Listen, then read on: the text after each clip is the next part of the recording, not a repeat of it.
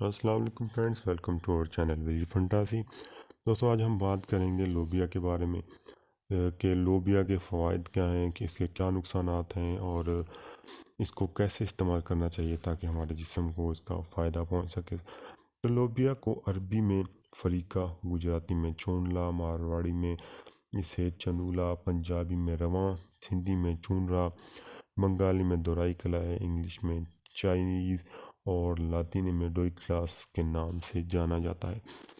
ماہیت کے حساب سے ایک بیلدار بوٹی ہے جس کا پودا مونگ کے پودے سے ملتا جلتا ہے اور اسی کی مانند اس پر پھلیاں بھی لگتی ہیں، لیکن لوبیا کی پھلیاں بڑی اور موٹی ہوتی ہیں جن کے اندر سے اس کا بیج نکلتا ہے جو کہ انسانی گردے کی شکل سے ملتا جلتا ہے۔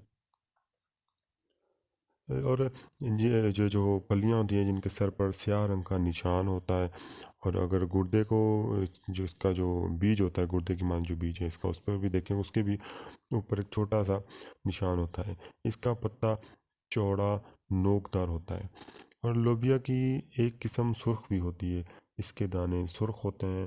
اس کا ذائقہ پھیکا ہوتا ہے۔ اگر مزاج کی بات کی جائے تو گرم درجہ دوم اور خشک درجہ اول میں آتا ہے، اور حکیم مظفر وان صاحب نے اپنی کتاب میں لکھا ہے کہ یہ گرم درجہ اول میں اور تر درجہ دوم میں ہے۔ افعال کی بات کریں تو لوبیا کو کچھ حکیموں نے ایسے لکھا ہے کہ یہ بکرے کے گوشت کے برابر اس میں غذائیت ہوتی ہے۔ لوبیا کی جو نرم اور نازک پھلیاں ہوتی ہیں انہیں تنہا یا گوشت کے ساتھ ملا کر سالن وغیرہ پکایا جاتا ہے، جو کہ ایک عام سبزی کے طور پہ استعمال بھی کیا جاتا ہے، اور اس کی دال وغیرہ میں بھی اسے مکس کر کے بھی پکایا جاتا ہے۔ یہ کافی خوش ذائقہ سالن ہوتا ہے اس کا جو شاندہ پکا کر بطور مدر بول و حیض میں پلاتے ہیں۔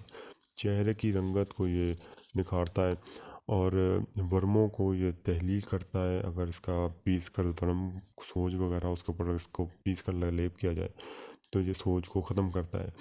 لوبیا کا استعمال قوت باہ کو تحریک دیتا ہے، عورتوں میں دودھ کی کمی کو دور کر دیتا ہے۔